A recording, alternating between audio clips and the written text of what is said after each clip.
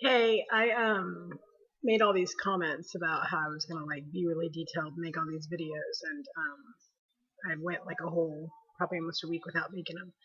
So what happened in the last 10 days? I I think I'd said in my last video that the day they put the Metaport in, I went ahead and got my first round of chemo. Um, First week, I think I told you it was pretty bad.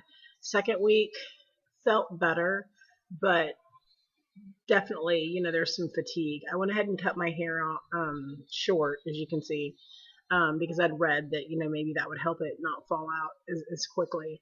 One thing I want to give people a heads up about that, maybe you're thinking of or not thinking of. I don't know if you can tell in the thing. I have a really big head. I've kind of always known that. Hard to find hats. I wear like a 7 and 5/8 hat. Anyway, long story short, my hair, like I think I told you, is kind of like was really thick wig hair type hair anyway. Um, I know that like here we have a really good cancer resource center.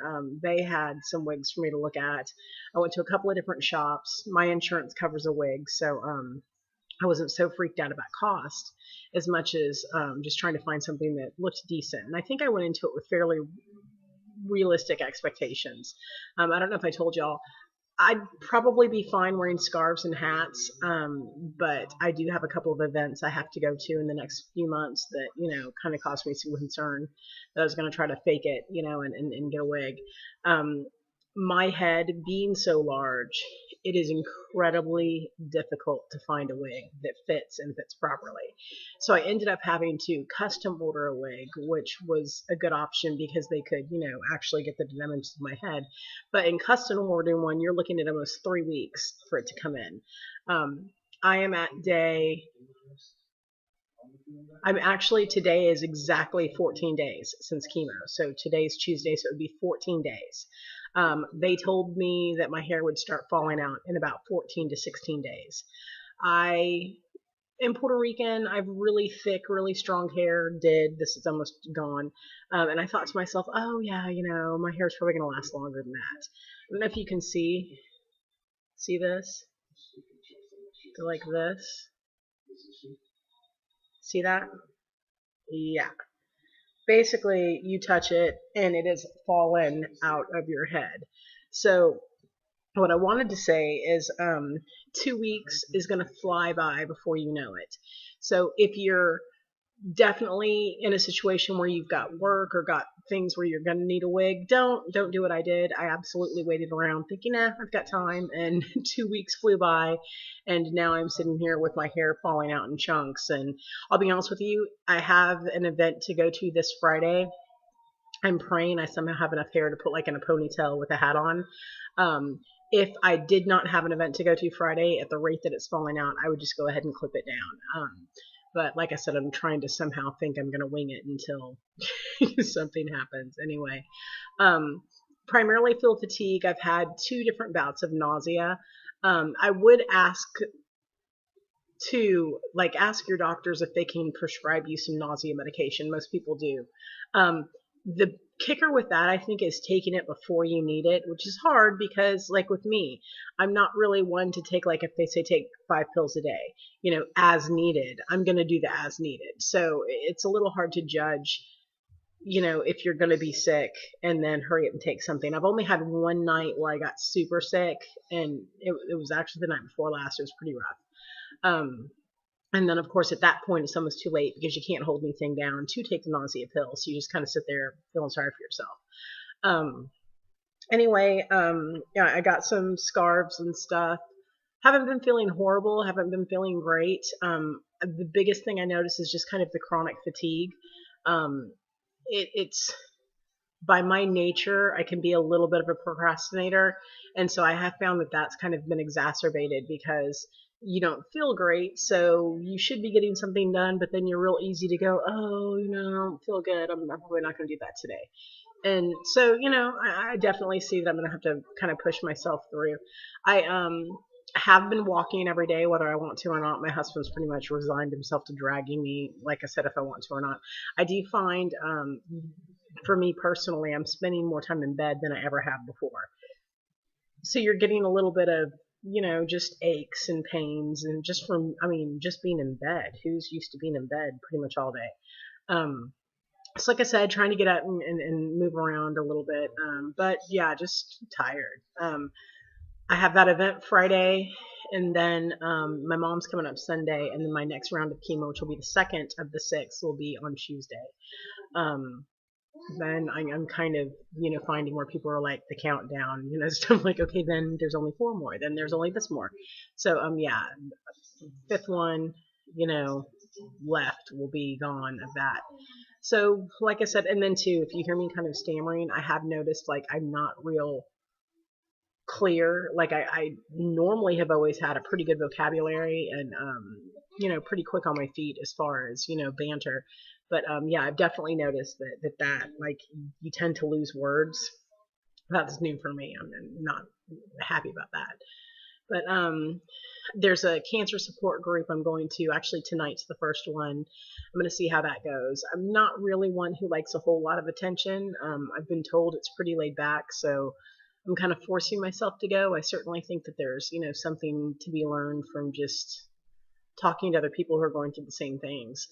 Um, anyway, that's pretty much it for today. I'm gonna go and see if I can make something to eat. That's one thing I have been doing too. I've been pretty much, I don't know if I touched on this in the last video. I was going to make just one video on nutrition, but I pretty much at the beginning of this switched to a primarily organic plant-based diet. I have found I try to make myself eat, 3-4 small meals a day, even if I don't want to. You are going to find, at least with me, and I mean, obviously, I'm a heavy girl, I like to eat. So, to just not want it is, definitely different. And I think it's normal. Another thing that has been really probably one of the more frustrating things about chemotherapy for me, and I'm sure y'all have read this somewhere, is you have that awful kind of toxic metal taste in your mouth. I bought an enzyme mouthwash. I bought Listerine Zero that's alcohol free. You definitely want to use an alcohol free mouthwash because I accidentally picked up my husband's, which is the one I normally use. And the second it hit my mouth was like on fire. But anyway, there's also a little thing I had read in one of the cancer survivor packets that they give you at the support thing. It was a tablespoon of baking, like in a bottle, like a little 6-ounce water bottle. A tablespoon of baking soda. I think it was a teaspoon of sea salt, and then you mix it up in water. And they told you to do it every hour. I certainly haven't done it every hour. It's probably, if I were to guess, been about maybe every 3, if I'm lucky, when I remember to. But I have noticed more than anything that absolutely killed that taste in my mouth, better than anything else. Other than that, like I said, just kind of feel like crap, which I guess is par for the course.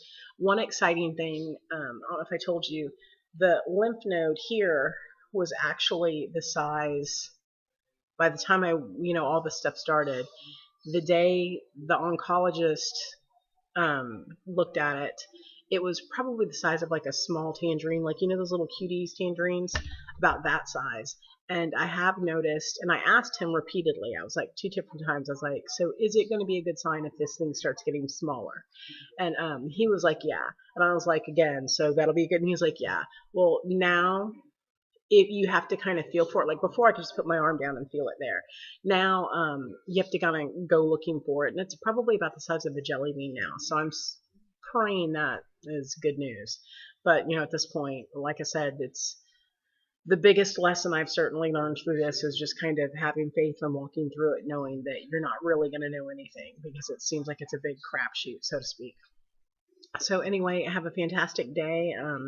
I wanted to let you all know, I guess the big moral of the story is today, do not wait to get your wig.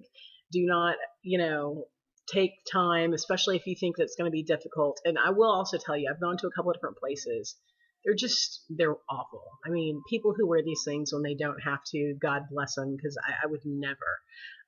You look like a dog died on your head, and it's just, no matter how you move it around and manipulate it, I have learned that you have to put it on and play with it to get it to kind of look decent. Like I said, I custom ordered one. I'm hoping that at least the picture, it looks like my hair. We'll see when we get it.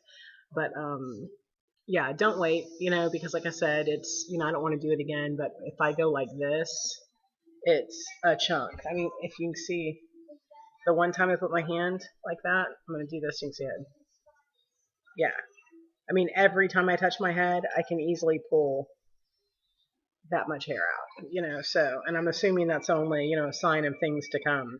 Like I said, if I didn't have that going on Friday, I would be in the bathroom clipping it down right now, probably, because there's something to say. And like I told you, I'm not a vain girl. I think I'm pretty laid back about most things, but psychologically, I want to say it takes its toll when you just touch your hair and it's coming off in clumps. So certainly a lesson in humility for us all. Anyway, have a blessed day. I will try and make a video tomorrow and not wait a couple of days like I did this time, but take care. Bye bye.